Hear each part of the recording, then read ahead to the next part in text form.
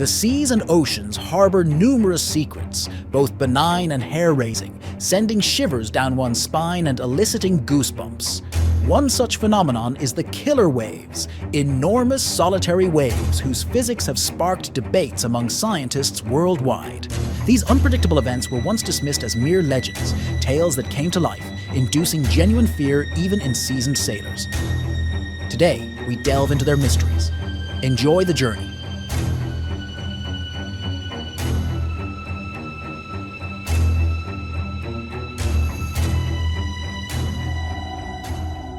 On the night of December 11th, 1978, a radio operator aboard the German cruise liner MS Karibé received a distress call. His colleague on the freighter MS München, located 2,400 nautical miles away, reported stormy weather and damage to their vessel. 3 hours later, the SOS signal from München reached the closer Greek freighter, Marian, the Soviet ship Maria Yermolova, and the German tugboat, Titan. The transmission quality was extremely poor, but fragments of information revealed that MS München had a 50-degree list to the starboard.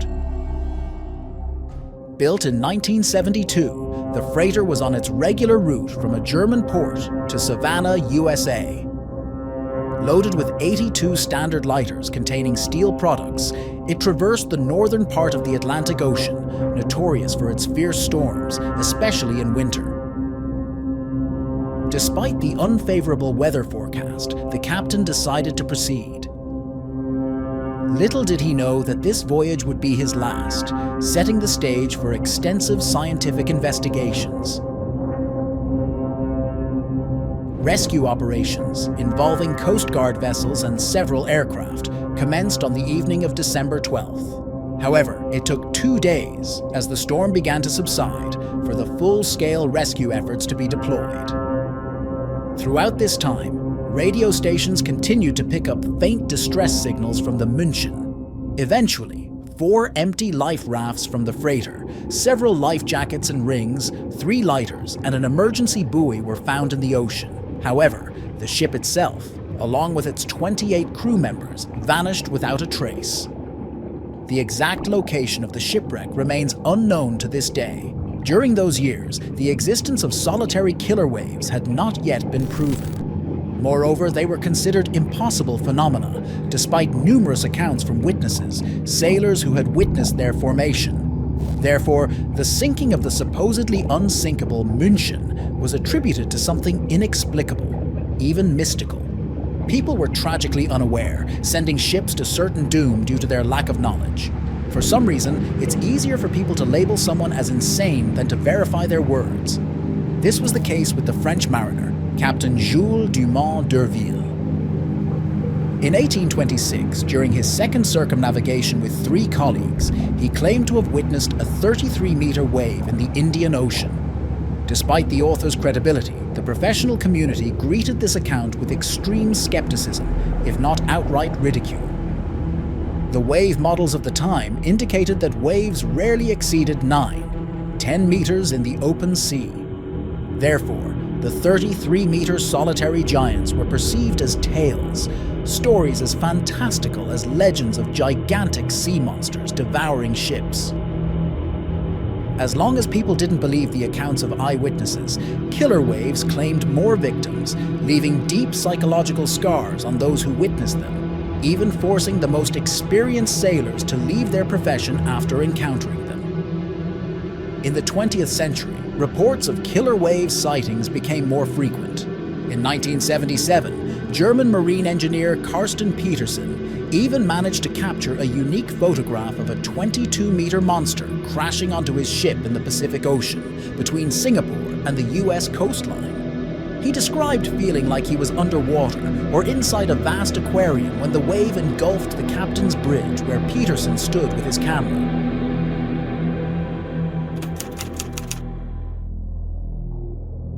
In the 1980s, one of the most infamous disasters occurred with another modern, supposedly invulnerable oil platform. The Ocean Ranger, constructed in Hiroshima, Japan in 1976, was a giant measuring 120 meters in length and over 100 meters in height. It was designed to operate in unlimited weather conditions.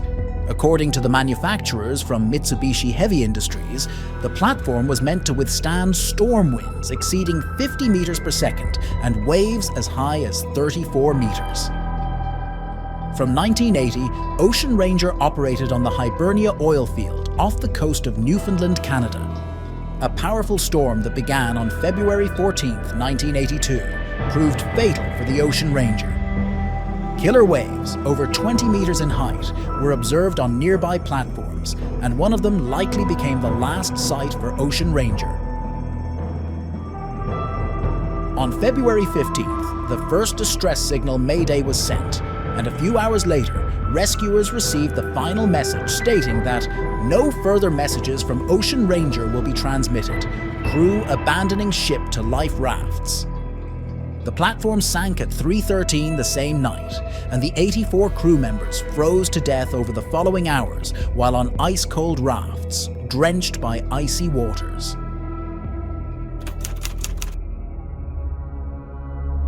It wasn't until January 1st, 1995, that such a wave was recorded for the first time in history by a measuring device.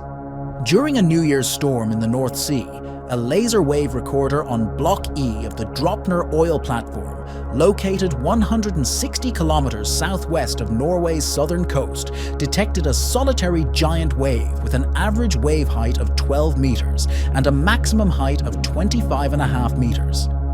Fortunately, just a year before, the platform had not suffered significant damage, but thanks to this objective observation, previously subjective accounts from witnesses finally received experimental confirmation. Following this, killer waves became the subject of study for many scientists. However, explaining the nature of this horrifying phenomenon has eluded everyone to this day, no matter how much human effort has been exerted. Perhaps these waves have a logical explanation, or maybe their cause is rooted in mystique and underwater monsters. There is no answer yet, and it's uncertain whether one will emerge anytime soon. And that concludes our discussion. We hope you enjoyed this video, as it was specially crafted for you. Don't forget to subscribe so you won't miss out on our captivating new videos. Thank you all for watching, and until next time.